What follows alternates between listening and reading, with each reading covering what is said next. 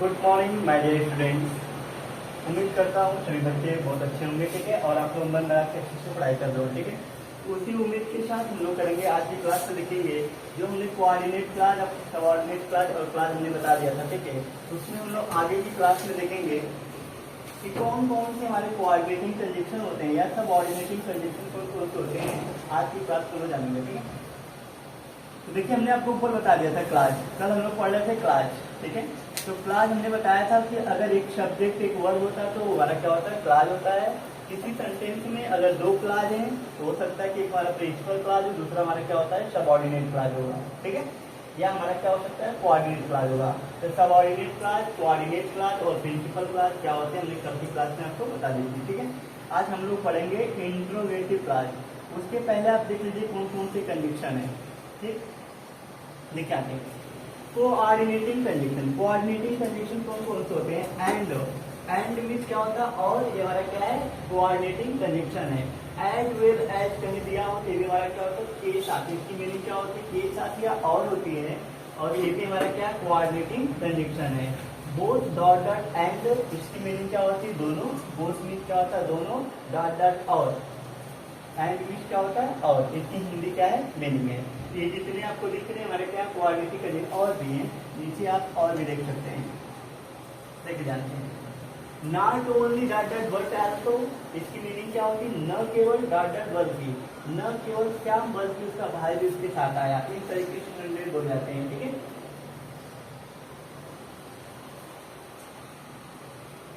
ठीक है, तो सो मीन्स क्या होता है, अतः या इसलिए होता है, ठीक है। देयरफॉर मीन्स क्या होता है, अतः। इसके मीन्स भी क्या होता है, अतः होता है। हेंस मीन्स भी क्या होता है, अतः। फॉर मीन्स जानते हैं आप लोग, फॉर मीन्स होता है के लिए, ठीक है। बट मीन्स क्या होता है, लेकिन। बट मीन्स क्या होता है, लेकिन। वाई की एट मीन्स क्या होता है, फिर। या स्टिल मतलब ये क्या होता है, फिर भी।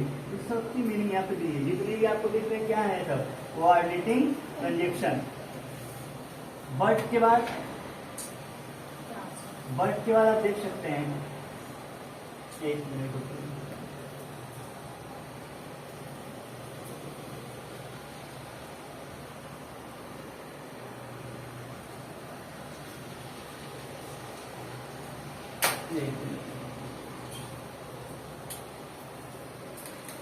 ठीक है, बट के बाद देख लीजिए कौन सा वर्ड आ रहा है।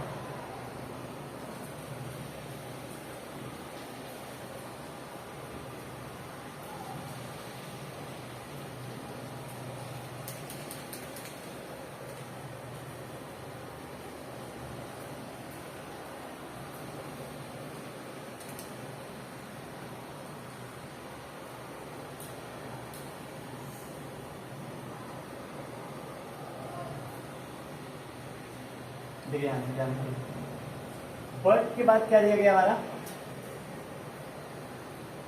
बट के बाद एट लिखा है। एट मतलब ये क्या होता है, फिर भी होता है। स्टिल मतलब ये फिर भी होता है। और वाइल मीन्स क्या होता है, जबकि। और वेयर एज, कहीं वेयर एज लिखा, उसकी मीनिंग भी क्या होती है, जबकि होती है। Never the less, never the less means क्या होता है, जो भी हो, ठीक है, जो भी हो इसकी मीनिंग होती है। और क्या लिखा है, नन दिलेस, क्या है, नन दिलेस मीन्स क्या होता है, जो भी हो। इसकी दोनों मीनिंग क्या होती है, सेम होती है, नेवर दिलेस और नन दिलेस, ठीक, जो भी हो। आइदर डॉट डॉट और, अगर कहीं पे आइदर डॉट डॉट और, इसकी मीनिंग क्या होती है, या तो या डॉट डॉट या कह सकते हैं। इसकी कहीं भी आप कह सकते हैं। देखिए आइदर डॉट डॉट और का जो यूज होता है केवल दो के लिए यूज करते हैं। आइदर डॉट डॉट कहीं पे यूज करना है केवल दो के लिए यूज करते हैं, ठीक है। हम कह सकते हैं या तो राम या उसका भाई आ सकता है, दोनों में से कोई एक।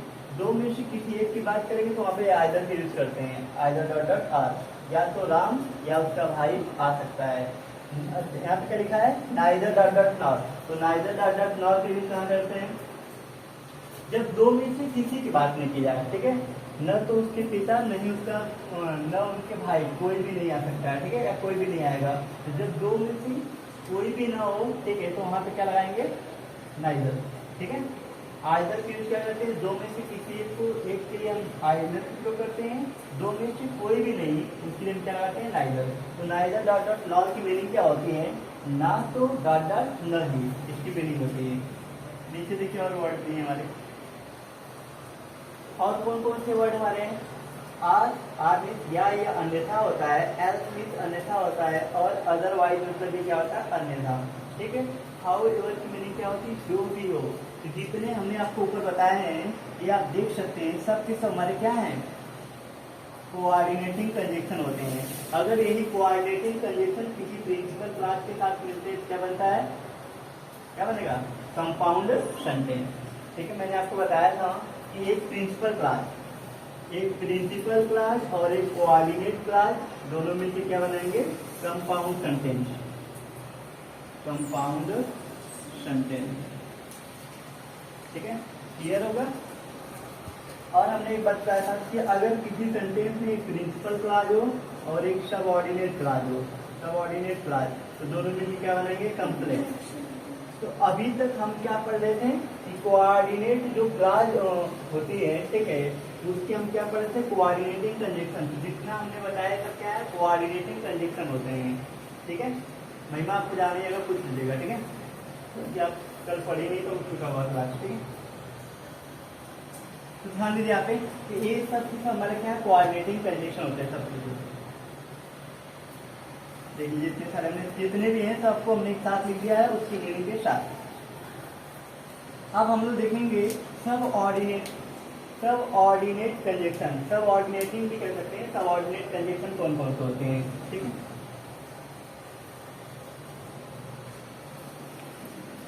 ध्यान दीजिए, आपको लर्न करना पड़ेगा, याद करना पड़ेगा कौन कौन से सबऑर्डिनेटिंग कंजक्शन होते हैं, क्योंकि जब ये सेंटेंस में दिखेंगे तभी सबऑर्डिनेट क्लास बनेगी। ठीक है, बाकी मैं सोच रहा हूँ आपको ग्रुप में सेंड कर दिया जाएगा, आपके ग्रुप में। ठीक है, ताकि आप क्या करें वहाँ से पढ़ रहे हैं। ठीक है, बाकी आपको पीडीएफ चाहिए होगा। ठीक है, फोटोकॉपी करा पीडीएफ को दे दी जाएगी। तो इस मीनिंग क्या होता है, यदि इन केस की मीनिंग क्या होती है, ये सब जितने वर्ड है आपको क्या बताने वाले हैं, कंडीशन, ये सब क्या बताएंगे, कंडीशन। कंडीशन मतलब होता है स्थिति। इस सब की सब हमारे क्या है, सबऑर्डिनेटिंग कंजक्शन, सबऑर्डिनेटिंग कंजक्शन या सबऑर्डिनेट कंजक्शन भी कह सकते हैं। इसे देख लीजिए आप। अब पहला ही वर्ड हमारा क्या दिया, इफ मतलब क्या होता है, यदि, या इन केस मतलब क्या होता है, यदि होता है। सपोजिंग मतलब क्या होता है, यदि होता है। या आप सपोज में क्या लिख सकते हैं, सपोज मतलब क्या होता है, यदि। नहीं कहते हैं, यदि मैं राजा होता तो मैं ये कर देता, ठीक है, मैं वो कर दिया होता। यदि मैं चिड़िया होती मैं भी उड़ती। तो आप क्या कर रहे हो, कल्पना कर रहे हो, कंडीशन। आप कंडीशन बता दो तो मतलब मेरी कंडीशन ऐसी होती तो मैं ये कर लेता। ठीक, लेकिन याद रखिए कि जब आपकी वो कंडीशन हो जाती है वो चीज, आप वो चीज नहीं कर पाते हैं। ठीक है, तो इफ मतलब यदि, इन केस मतलब यदि होता है, सपोजिंग यदि है, वंस मीन्स यदि, यदि एक बार। ठीक है, वंस मीन्स एक बार भी होता है, या यदि एक बार भी लिख सकते हैं, वैसे वंस मीन्स एक बार याद रखिएगा। वर मतलब यदि, वर मतलब यदि होता है। जब आप किसी टेंस में यूज करेंगे तो वर की मीनिंग क्या होगी, थे। ठीक है, शुड की मीनिंग भी यदि होती है, शुड मतलब चाहिए भी होता है।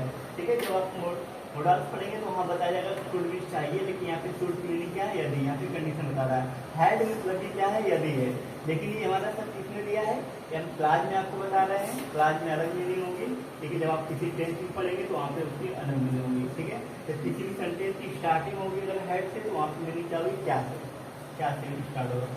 अनलेस मीन्स क्या होता है, जब तक डाटा तब तक। अनलेस एक निगेटिव वर्ड है। अनलेस की मीनिंग क्या होती है, जब तक डाटा तब तक। ठीक है, जब तक रहोगे तब तक मैं तुम्हारा साथ दूंगा। जब तक तुम मेरे साथ रहोगे, या जब तक तुम रहोगे तब तक मैं तुम्हारा साथ दूंगा। इस तरीके की जो सेंटेंस होते हैं, और ऐसे सेंटेंस होते हैं, ठीक है, लेकिन आपको इसकी मीनिंग भी नहीं पता लगेगी। जब तक और तब तक की मीनिंग देखिए क्या होती है, अनलेस होती है। जब आपको नहीं पता लगा तो ऐसे बड़े बड़े सेंटेंस क्या करेंगे, आप बना नहीं पाएंगे। और सही सेंटेंस आ गया ना, आप सोचेंगे यार कि जब तक की मीनिंग क्या होती है और तब तक की मीनिंग क्या होती है, लेकिन दोनों की मीनिंग देखिए एक ही होती है, और आपके दिमाग में चलेगा दो मीनिंग। दिक्कत यही है कि आप नहीं जानते, आपका वर्ड पावर नहीं स्ट्रांग होता है, जिसकी वजह से आप चीजों को ट्रांसलेट भी नहीं कर पाते हैं। नीचे देखते हैं हम लोग कंट्रास्ट। कंट्रास्ट से मतलब होता है विरोध बताने वाले वर्ड कौन कौन से होते हैं। ठीक है, कंट्रास्ट वर्ड देखिए यहाँ पे दो मीन्स, यद्यपि एल्दो लिखा है, यद्यपि होता है। एडमिटिंग लिखा है, भले ही। इवन दो मीन्स क्या होता है, भले ही। इवन इफ, इसकी मीनिंग भी क्या होती है, भले ही होती है। और हाउ एवर मीन्स क्या होता है, चाहे जितना भी। ठीक है, नहीं बोलते हैं चाहे जितना भी तुम जोर लगा लो, ठीक है, लेकिन कुछ कर नहीं पाओगे। ठीक है, चाहे जितना भी। तो हाउ एवर मीन्स चाहे जितना भी। अब कंपेरिजन करने के लिए कंपेरिजन मीन्स क्या होता है, कौन बताएगा? कंपेरिजन मीन्स होता क्या है? कंपेरिजन का मतलब होता है तुलना करना। क्या करना? तुलना करना, कंपेरिजन करना। तो कंपेरिजन करने वाले जितने में बता रहा हूँ सब क्या है? सब ऑर्डिनेट कंजक्शन है, सब ऑर्डिनेट कंजक्शन। ठीक है, अगर किसी सेंटेंस में अगर ये जहाँ आपको दिख रहे हैं, इतने हमने वर्ड आपको दिखा रहा हूँ, ये वर्ड जहाँ दिखेंगे तुरंत ये सब ऑर्डिनेट क्लास बनाएगा। ठीक है, आपका नहीं क्लियर, आपको लक्षण बता देंगे तो आपको क्लियर हो जाएगा सब चीजें। ठीक है, इसका मैंने अभी रिवीजन किया था, कभी क्लास में रिवीजन किया था।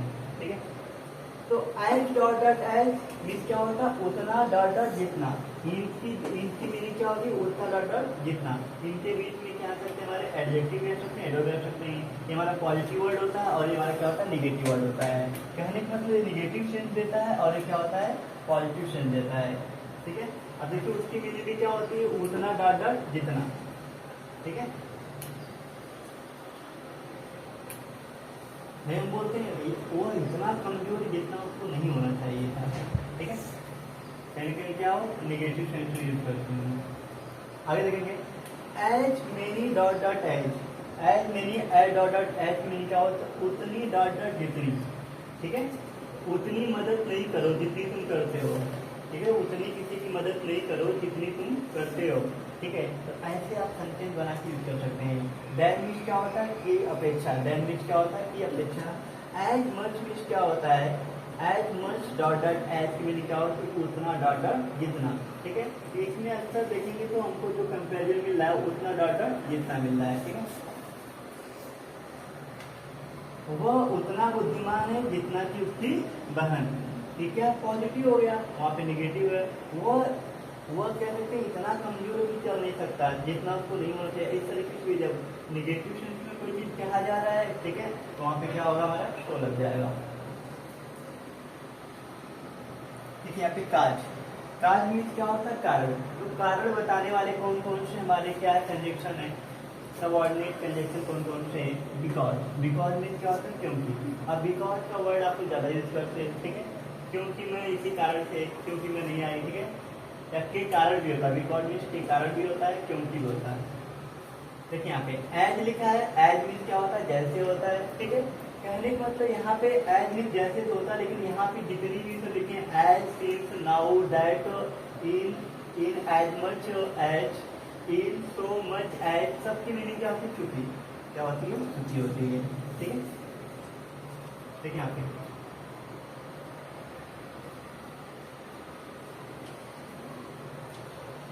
वेयर मीन्स क्या होता है? जहाँ। ठीक है, और वेयर एवर मीन्स क्या होता है? जहाँ कहीं भी। ठीक है, जहाँ कहीं भी।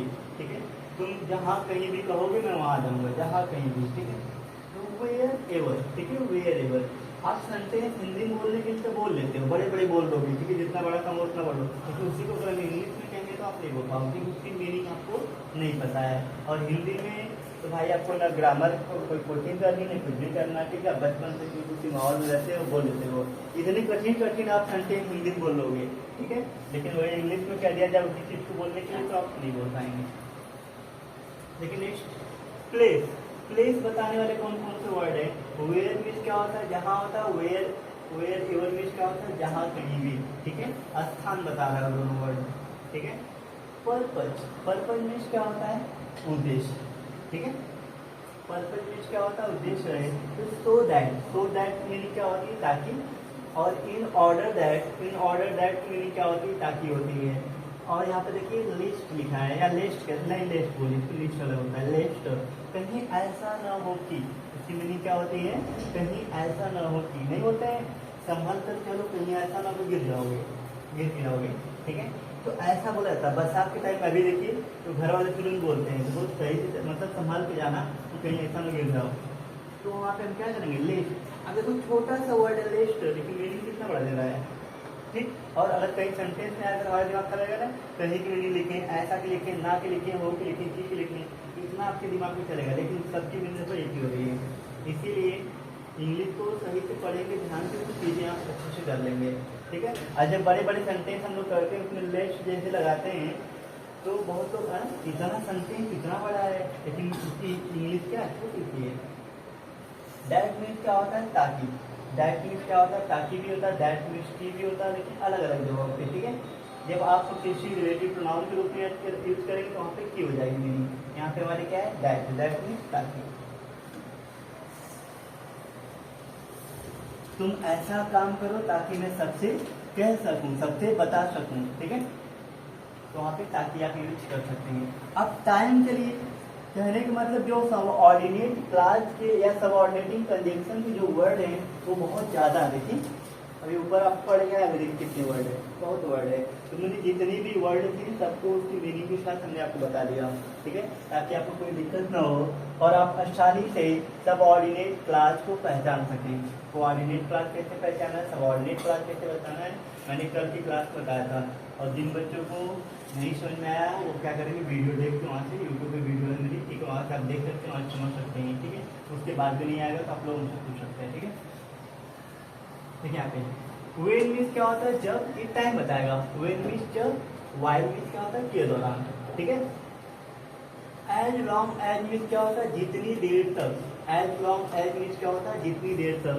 एज सुन एज की मीनिंग क्या होती है जैसे, जैसे मैं घर से बाहर निकली बारिश हो गई, ठीक है। तो वैसी कंडीशन में आप इनकी मीनिंग, तो जब इसको जानते रहेंगे अच्छे से, अगर आपको कंजंक्शन पता है ना तो बड़े बड़े कठिन कठिन सेंटेंस को आप क्या करेंगे बना सकते हैं, लेकिन उसकी मीनिंग रहेगी तो, ठीक है। और आपको फ्रेंड्स में या अगल बगल घर में भी क्या होगी आपकी बड़ी इज्जत होगी, अगर आपको अच्छी अच्छी इंग्लिश आती है, आप ट्रांसलेट कर लेते हैं, थोड़ा सा बोल देते हैं, ठीक है, तो बड़ी आपको लोग रिस्पेक्ट करेंगे, थोड़ा सा आपको एक अलग नज़र से देखेंगे, ठीक है। चलिए आगे देखिए ध्यान से। और स्कार्सली मीन्स क्या होता है मुश्किल से, क्या होता है मुश्किल से ही, कोई चीज अगर बहुत आप मुश्किल से करते हैं तो स्कार्सली, स्कार्सली वर्ड भी हमारा क्या नेगेटिव वर्ड है, क्या ना मुश्किल से ही, ठीक है। जब कोई ऐसा वर्ड आपको लगे ना जैसे आपको क्या कर रहा है कि किसी प्रॉब्लम में, किसी समस्या में आपको डाल रहा है, ठीक है, या उसकी जो करने में बड़ी कठिनाई हो रही है, ठीक, तो ऐसे वर्ड हमारे क्या होते हैं निगेटिव वर्ड होते हैं। ऐसे जो वर्ड होते हैं हमारे क्या होते हैं निगेटिव होते हैं। जैसे हार्डली वर्ड भी हमारा क्या है बताइए, हार्डली वर्ड क्या आपका है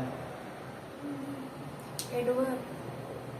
हाँ हार्डली हमारा क्या एडवर्ब है, लेकिन है वो रियल में क्या निगेटिव है, क्या वो निगेटिव वर्ड है हार्डली। उसकी मीनिंग क्या होती है बड़ी मुश्किल से, नहीं कहेंगे यार बहुत मुश्किल से मैं आपके घर पहुंचा हूँ, बड़ी मुश्किल से, एक तो मुझे रास्ता नहीं पता था और आपका घर नहीं पता था, कैसे कैसे मैं पूछते आया हूँ, बड़ी मुश्किल से, बहुत मुश्किल हुई आने में, ठीक है। ऐसा कभी कभी होता है जब हम किसी शादी के घर पड़ते हैं, कार्ड बांटना रहता नहीं पता रहता है, तो बड़ी मुश्किल होती है, किसी का घर नहीं देखे हो तो जाने में बड़ी दिक्कत होती है।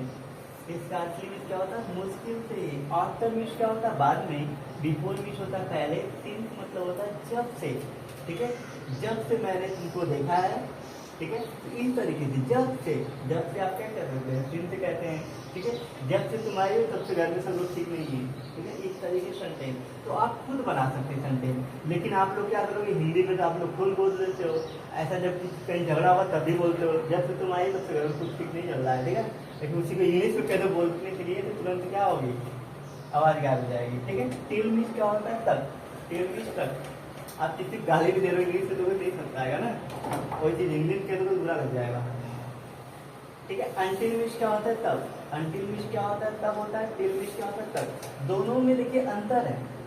बहुत बच्चे गलती करते हैं, वो जानते हैं कि टिल की मीनिंग क्या है TILL होती है, टिल मीन्स तक होता है, तो अंटिल में भी क्या करते हैं वो डबल एल लगा देते हैं, लेकिन ऐसी गलती मत क्या करिए, उसमें क्या है एक सिंगल एल होता है, ठीक है, तक, उसकी मीनिंग तक होती है, इसकी मीनिंग तक होती है, या तब तक क्या होती है, अंटिल मीन्स क्या होता है तब तक, ठीक है।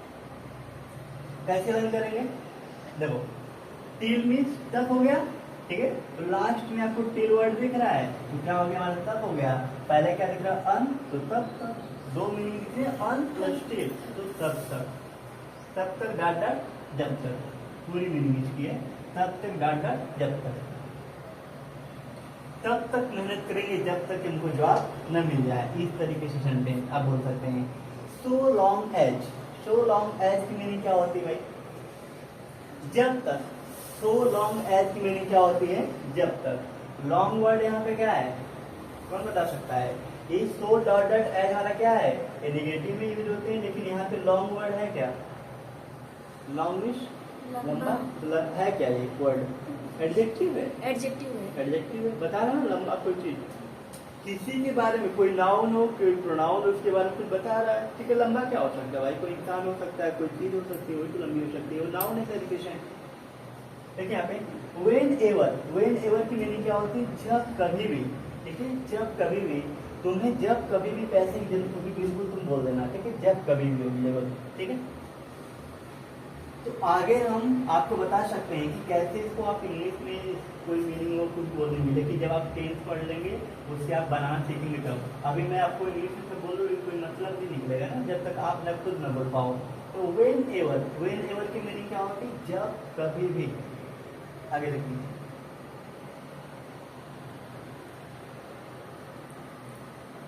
आप सभी बच्चे ही सोचते हैं कि कोई टीचर हमको मिले जो बहुत बढ़िया से पढ़ाए, तो चीज बहुत अच्छे से पढ़ाए, लेकिन जब मिल जाते हैं तो लोग समझ नहीं पाते हैं, कदर नहीं करते हैं, और कुछ बाकी लोग सोचते रहते हैं।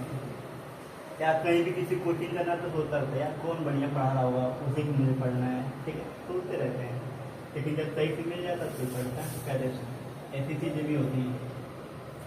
तो सो डॉट एज, ठीक है, सो डॉट एज मीन्स होता है इतना डॉट की, इसकी मीनिंग क्या होती है? इतना डॉट की। यहाँ पे दैट मीन्स की है और सो मीन्स इतना। मैनर बताने वाले वर्ड है। मैनर मीन्स क्या होता है? ढंग या तरीका, ठीक है। एज तो मानो की, ठीक है, मानो की कोई चीज मान लेना, मानो की, ठीक है, ये कहते हैं मान लो, ठीक है, मान लो या मानो की, ठीक है। एज दो मीन्स मानो की, एज इट मतलब क्या होता है? मानो की। ये दोनों क्या है? मैनर बताते हैं, ठीक है। अब हम लोग पढ़ेंगे इंट्रोगेटिव क्लास। इंट्रोगेटिव क्लास को पढ़ने से पहले आप सारे वर्ड एक बार देख लीजिए, ठीक है। देखिए यहाँ पे कितने हमारे हैं सब ऑर्डिनेट क्लास कंजक्शन, जो हम पढ़ाए आपको सब ऑर्डिनेट कंजक्शन कितने सारे, देखिए ध्यान से। आप कभी भी भविष्य में हमको ये नहीं कह सकते कि सर आपने सबऑर्डिनेट क्लास में, ठीक है, आपने ये चीज नहीं बताई थी। सारे वर्ड हमने आपको बता दिया ताकि आपको ऊपर से मैंने कम वर्ड बताया था आपको। आप यहाँ पे देखेंगे, देखिए यहाँ पे कितने कम वर्ड है? सब ऑर्डिनेट क्लास में कितने कम वर्ड है? मैं बस आपको ये सेंटेंस बनाने के लिए कि आप इनको देख के सेंटेंस बना सकेंगे। वहाँ पे नीचे मुझे अब सभी वर्ड यहीं पे लिख के दोबारा बनाएंगे कुछ ज़्यादा टाइम, इसलिए मैंने क्या किया कि बस आपको यहाँ पे आप समझ जाए कि कैसे सब ऑर्डिनेट क्लास बनती है, इसीलिए मैंने कुछ वर्ड आपको देख के समझाया है।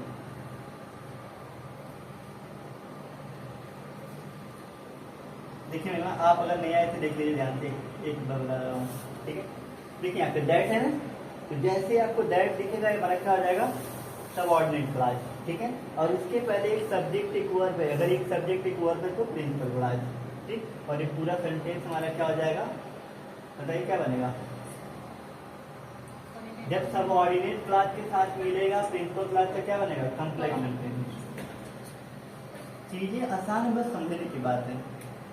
यहाँ पर लिखा भी है नीचे, प्रिंसिपल क्लास में सबऑर्डिनेट क्लास मिलाएंगे क्या बन जाएगा? कॉम्प्लेक्शन। चलिए अब हम लोग पढ़ने वाले हैं, देखिए कितने सारे दिए सब।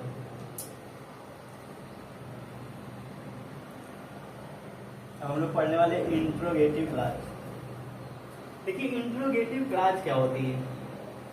क्वेश्चन टाइम मैंने आपको बताया था, पढ़ाया था एक बार, ठीक है, तो आप समझ सकते हैं। कह रहा है इस क्लास को हम क्वेश्चन टैग के नाम से भी जानते हैं। जो आपका इंट्रोगेटिव क्लास है इसको हम क्वेश्चन टैग के नाम से भी जानते हैं, क्योंकि जो हम क्वेश्चन टैग में चीजें करते हैं वही बिल्कुल सेम टू सेम हमको किसमें करना है? इंट्रोगेटिव क्लास में करना है। जो आप क्वेश्चन टैग जो चीज पढ़ेंगे जैसे आप उसमें प्रोसेस है बिल्कुल सेम टू सेम है, बस इसके जो सेंटेंस होते हैं उसी को हम इंट्रोगेटिव क्लास कहते हैं। आप ध्यान से मेरी बात को समझेंगे तो शायद आपको इंट्रोगेटिव क्लास बिल्कुल समझ में आ जाएगी, आप कर सकते हैं। तो कह रहा है कि इस क्लास को हम क्वेश्चन टैग के नाम से भी जानते हैं। एक क्वेश्चन टैग को निम्नलिखित प्रकार से बनाया जाता है। क्वेश्चन टैग की मीनिंग क्या होती है तो बताएगा? क्वेश्चन टैग की मीनिंग क्या होती है? न होती, क्या होती? न होती है। जैसे कहते हैं कि तुम पढ़ते हो ना, तुम घर पे खेलते हो ना, इसीलिए तुमको कुछ नहीं आ रहा है, तो ऐसे जब बोलते हैं तुम पढ़ते हो ना, तुम खेलते हो ना, तुम वहाँ जाते हो ना, जब न लास्ट में बोलेंगे तो क्या होगा? क्वेश्चन टैग होगा, ठीक है। लेकिन क्वेश्चन टैग और इंट्रोगेटिव क्लास दोनों एक ही होती हैं, तो एक ही होने का मतलब है कि जो आप क्वेश्चन टैग कर रहे हो ना उसी सेंटेंस को हम क्या बोलेंगे, इंट्रोगेटिव क्लास। जैसे आप नीचे देख सकते हैं, और क्लास समझना पहले है कि अगर हमारा सेंटेंस क्या हो, निगेटिव, क्या लिखा है, जब सेंटेंस निगेटिव हो, निगेटिव कैसे होगा मेमा, निगेटिव सेंटेंस कैसे बनते हैं, हाँ, जिसमें नहीं शब्द हो या जिसमें आपको इंग्लिश में क्या लिखे, नॉट वर्ड दिखे, ठीक है, तो तुरंत आपके दिमाग में आ जाएगा ये तो निगेटिव वर्ड है। तो अफर्मेटिव सेंटेंस क्या होगा, जिसमें नहीं मतलब नॉट वर्ड नहीं होगा, ठीक है, हमारा क्या होगा, अफर्मेटिव सेंटेंस होगा। तो जब आप क्वेश्चन टैग बनाएंगे, ठीक है, अगर सेंटेंस पहले से निगेटिव, जब क्वेश्चन टैग बनाना है तो उस सेंटेंस का देखेंगे सब्जेक्ट क्या है और उसकी हेल्पिंग वर्ब क्या है। तो जब सेंटेंस निगेटिव होगा तब, जैसे आप देख सकते हैं ऊपर वाले में कह रहे हैं जब सेंटेंस निगेटिव हो, जैसे मैंने लिख दिया he is not reading, he is not reading a book, he is not reading a book, कहने का मतलब कि वह एक किताब नहीं पढ़ रहा है, वह एक किताब नहीं पढ़ रहा है, अभी न में नहीं, वह किताब नहीं पढ़ रहा, न जो हम बनाएंगे तब, कि क्वेश्चन टैग मैंने बनाया नहीं। तो जब देखिए यहाँ पे सेंटेंस हमने कहा, जब सेंटेंस हमारा क्या हो, निगेटिव हो, कि सेंटेंस हमारा निगेटिव है, नॉट से आपको दिखे निगेटिव है, तो जब आप इसका क्वेश्चन टैग बनाएंगे तो उस टेंस की हेल्पिंग वर्ब, इसका हेल्पिंग वर्ब क्या है, ठीक है, तो सबसे पहले आपको क्या लिखना है, यहाँ पे इज लिख देना है, ठीक है। अब देखिए जैसे हेल्पिंग वर्ब लिखेंगे प्रोनाउन, इसका प्रोनाउन क्या है, ही है, प्रोनाउन इसमें क्या दिख रहा है, ही। अब उसके तुरंत बाद हम क्या लगा देंगे, क्वेश्चन मार्क, ठीक है, क्या लग गया, क्वेश्चन मार्क, एक क्वेश्चन मार्क लिखा। अभी कठिन नहीं होना चाहिए आपके लिए, अगर आपके लिए कठिन लग रहा है तो भाई कहीं ना कहीं आप समझ नहीं पा रहे कि क्या उसकी हेल्पिंग वर्ब, ये इसकी हेल्पिंग वर्ब हो गई, इसका सब्जेक्ट हो गया जब सेंटेंस निगेटिव होगा तब। लेकिन अगर सेंटेंस मान लीजिए कि निगेटिव नहीं हो, अगर सेंटेंस ऐसे लिखा है,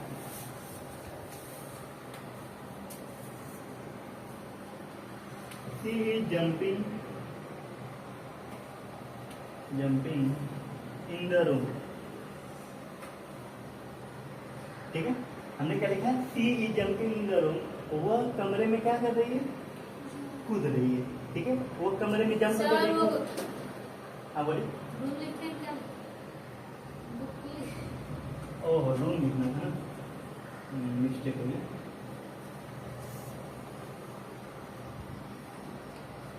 कभी कभी चलता दिमाग में कुछ और वर्ड कुछ और चल जाता है, लिखा जाता है। She is jumping in the room, ठीक है, वह कमरे में क्या कर रही है, जंप कर रही है, कूद रही है, ठीक है।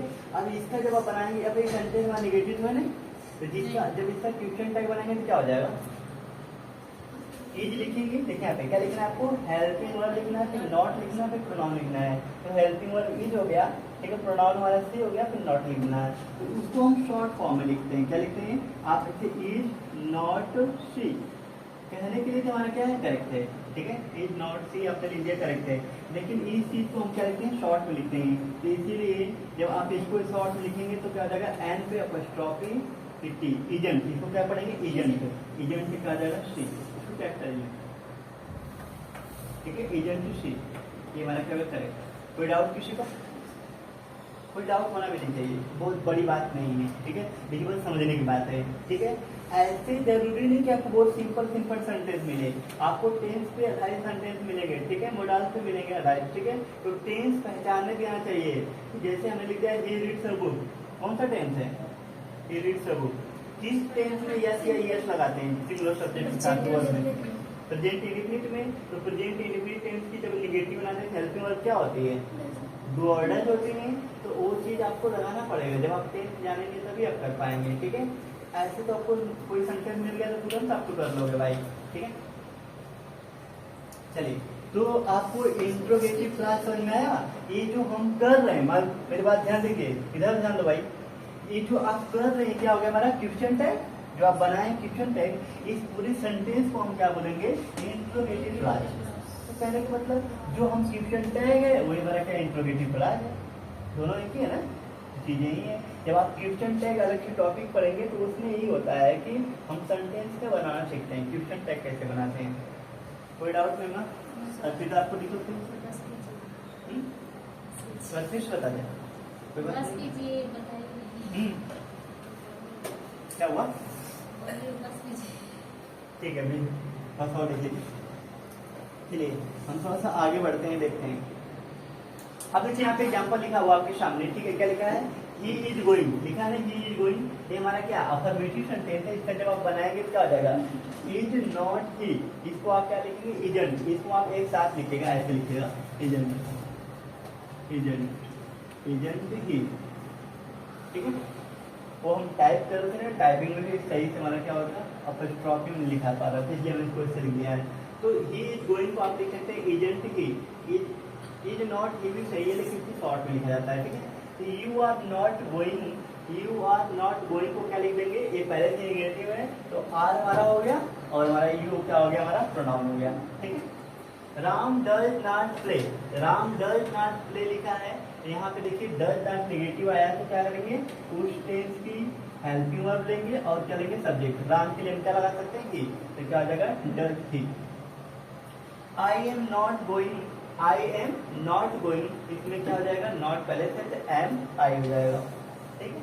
I am going, I am going, याद रखिएगा कभी भी अगर कोई पॉजिटिव सेंटेंस उसमें आई के साथ एम दिया है, ठीक है, अगर पॉजिटिव सेंटेंस है तो उसका जो क्वेश्चन टैग होता है एमेंट नहीं बनता, आपके दिमाग में कहीं चलना चाहिए ना, एम नॉट, ठीक है, या आप कह सकते हैं एमेंट, एमेंट, ठीक है, ये नहीं बनता है, उसकी जगह हम क्या लिखते हैं, अरेंट लिखते हैं। एक चीज आप बात में याद रखिए, जैसे कहने मतलब कि अगर आप इसका बनाएंगे तो पॉजिटिव सेंटेंस है, इसका जब आप बनाएंगे क्या बनेगा, आपके अकॉर्डिंग टू हेल्पिंग वर्ड में नॉट होना चाहिए ना, एमेंट होना चाहिए ना, तो एमेंट को कोई वर्ड आता नहीं, मतलब एमेंट लिखा नहीं जाता, ठीक है, उसको हम क्या लिखते हैं, अरेंट लिखते हैं, ये बात बस सबको याद रखनी है। Sita can do it, Sita can do it का बनाएंगे क्या बनेगा, कॉन्ट सी, कॉन्ट सी कहने मतलब can not see, can not see को कैन नॉट को शॉर्ट फॉर्म में क्या लिख सकते हैं, कांट लिख सकते हैं, कांट, ठीक है।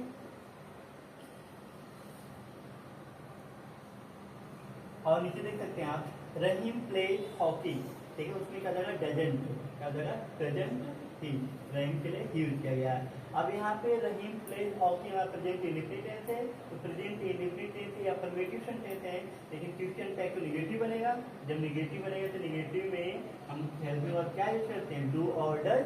तो अगर सब्जेक्ट हमारा क्या है, सिंगुलर, इसलिए हमने डज लगाया है, अगर ये प्लूरल होता है कराते हैं डू लिखते हैं, तो डोंट हो जाता है, उसको क्या पढ़ते हैं, डोंट ही, डोंट ही नहीं होगा, तो वहाँ पे जो भी रहेगा प्लूरल में जो भी सब्जेक्ट होगा उसके अकॉर्डिंग दे लिख सकते हैं और ये भी लिख सकते हैं। नेक्स्ट देखेंगे हम, ठीक है, बस एक दो और लिख लीजिए, ज्यादा नहीं। कोई दिक्कत किसी को इंट्रोगेटिव क्लास में, इंट्रोगेटिव क्लास, ठीक है, क्वेश्चन टैग आप पढ़ेंगे तो और आपका क्लियर हो जाएगा क्वेश्चन टैग, लेकिन आपको टेंस क्लियर होना चाहिए, ठीक है, तभी आप उस टेंस की हेल्पिंग वर्ब जानेंगे तभी कर पाएंगे। और उसके साथ आपको जो सेंटेंस हम पढ़ाएंगे, ठीक है, क्लास पढ़ाने के बाद मैं आपको फ्रेज पढ़ाऊंगा, फ्रेज पढ़ाने के बाद सेंटेंस, तो जब सेंटेंस क्लियर होगा तभी पहचान पाएंगे कौन सा सेंटेंस है, उसके अकॉर्डिंग आप क्या करेंगे, क्वेश्चन टैग बना सकते हैं। पैरेंथेटिकल क्लास, पैरेंथेटिकल क्लास होता है निरर्थक उपवास, जैसे आपके घर में भी क्या होते हैं, कुछ बड़े मतलब किसी काम के नहीं होते, निरर्थक होते हैं बिल्कुल, पैरेंथेटिकल क्लास के होते हैं। तो निरर्थक उपवास को क्या कहने का मतलब, अब बताओ ऐसे लोग का मतलब है जो घर में किसी काम के ना हो, किसी काम के नहीं हो, ना कोई वैल्यू होती है, कोई वैल्यू भी नहीं होती है, कोई मतलब ही नहीं होता है, घर में रहे चाहे कोई मतलब वैल्यू नहीं होती उसकी, ठीक है। तो ऐसी पैरेंथेटिकल क्लास क्या होता है, निरर्थक उपवास होता है, ठीक है, इसमें कोई चीज हो या ना हो कोई मतलब नहीं है। तो यह एक ऐसी क्लास है जिसके वाक्य में होने या ना होने से कोई फर्क नहीं पड़ता है। या घर में कहते हैं निकम्मा टाइप में कोई है, ठीक है, कोई निकम्मा घर से मतलब है ना किसी और काम से मतलब, उसी चीज से कोई मतलब नहीं है, खाली घर में खा पी के पड़ा रहता है, ठीक है। तो क्या बिल्कुल पैरेंथेटिकल क्लास, तो कहने का मतलब कि कोई भी आप सेंटेंस देख सकते हैं, ये कौन, he कैन नॉट, देखिए क्या लिखा है, he can not do it, लेकिन आप देखिए लिखा तो है निगेटिव है, लेकिन निगेटिव बन गया, तो कहने मतलब होना या ना होना कोई मतलब नहीं है, ठीक है। उसी तरीके से आप देख सकते हैं, he was living, इसका क्या wasn't, ठीक है, wasn't भी कह सकते हैं, ठीक है, तो मतलब होने या ना होने के बराबर है पैरेंथेटिकल क्लास, तो कोई इसका ज्यादा इम्पोर्टेंट नहीं है। अब आपके लिए जरूरी क्या है, रिस्ट्रिक्टिव क्लास, रिस्ट्रिक्टिव क्लास और नॉन रिस्ट्रिक्टिव, वो दो थे हैं, इसको आप देख लीजिए। रिस्ट्रिक्टिव क्लास क्या होती है,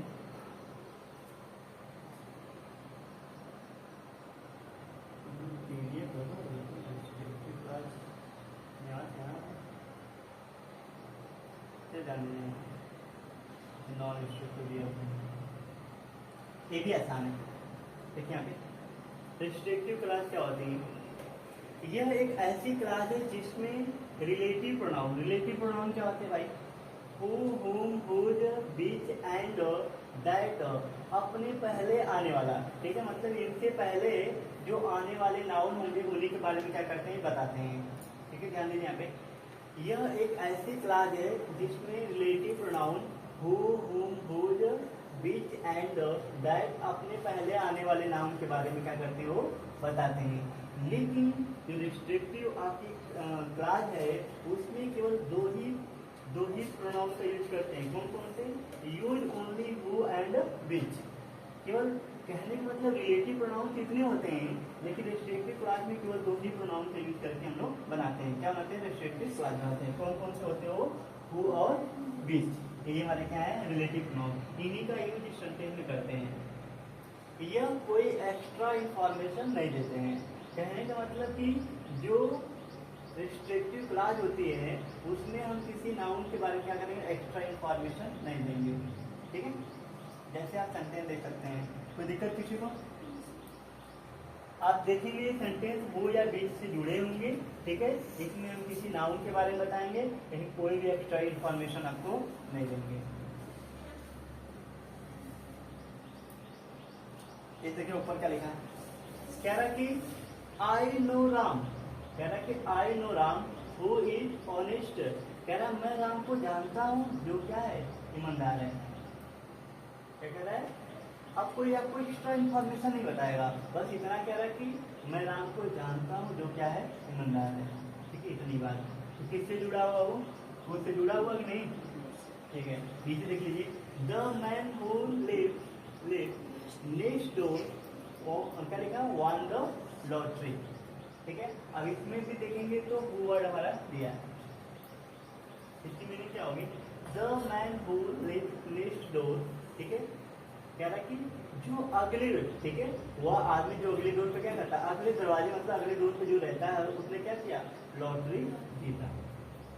ठीक है, बस उतना ही बता रहा है, ज्यादा एक्स्ट्रा इंफॉर्मेशन में नहीं दी जाती है। ऐसे लिखा, देखिए, my sister who lives in Mumbai came to see me last month. ठीक है, कह रहा मेरी जो सिस्टर मुंबई में रहती है, कह रहा केम टू सी मी का मतलब आना, वो मुझसे लास्ट मंथ में वो मुझसे क्या हुई थी, लास्ट मंथ में मतलब पिछले महीने में। ठीक है, वो पिछले महीने मुझसे मिलने आई, बस इतना।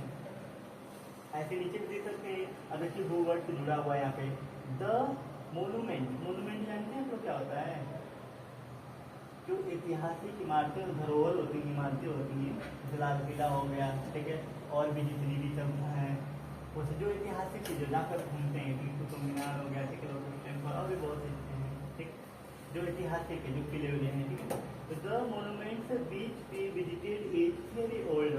तो यहाँ पे अगर आप देखेंगे तो बीच वर्ड से क्या है, जुड़ा हुआ है। ठीक है, तो बस उसी के बारे में बताता है। ठीक है, नाउन के बारे में क्या करेगा, बताएगा, कोई एक्स्ट्रा इन्फॉर्मेशन आपको नहीं देता है। लेकिन इसमें क्या होता है कि आपको एक्स्ट्रा इन्फॉर्मेशन दी जाती है नॉन रिस्ट्रिक्टिव क्लास में। बस ये नॉन रिस्ट्रिक्टिव क्लास देख लीजिए, फिर बाकी हम लोग पढ़ेंगे कल की क्लास में। देखिए, नॉन रिस्ट्रिक्टिव क्लास क्या होती है, यह एक ऐसी क्लास है जिसमें रिलेटिव प्रोनाउन अपने पहले आने वाले नाउन के बारे में नहीं बताता है, उसके बारे में नहीं बताएगा, बल्कि एक्स्ट्रा इंफॉर्मेशन देता है। बल्कि क्या करेगा, एक्स्ट्रा इंफॉर्मेशन देता है।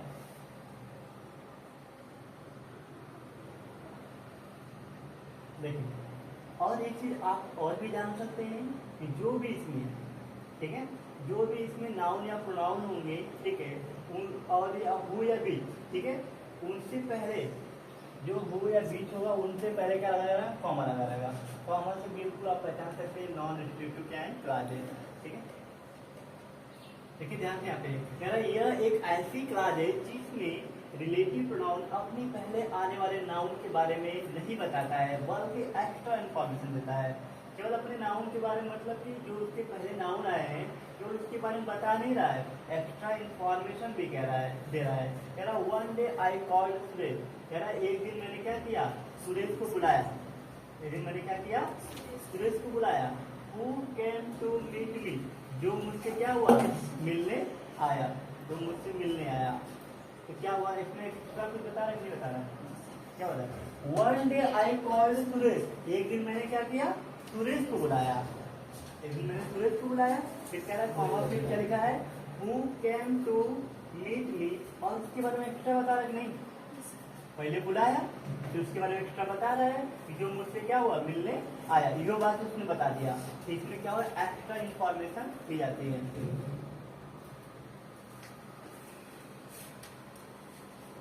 अब नीचे वाले में अगर हम कॉमा हटा देंगे, ठीक है, तो आप देख लीजिए बिल्कुल क्या बन जाएगा, हमारा स्क्रिप्ट क्लास जैसा हो जाएगा। कॉमा को जैसे हम पहचान सकते हैं, यहाँ पे नीचे लिखा हुआ भी है, ठीक है, ये कैसे आप इसको पहचान सकते हैं, ठीक है। यहाँ पे ध्यान दें, नाउन प्रोनाउन हो, वो और बीच हो, रिस्ट्रिक्टिव क्लास या उसी को बोलेंगे डिफाइनिंग क्लास, उसी का दूसरा नाम क्या है, डिफाइनिंग क्लास है, या एसेंशियल इंफॉर्मेशन। एसेंशियल इंफॉर्मेशन मतलब जो भी जरूरी इंफॉर्मेशन होती है वो हम रिस्ट्रिक्टिव क्लास में दे देते हैं।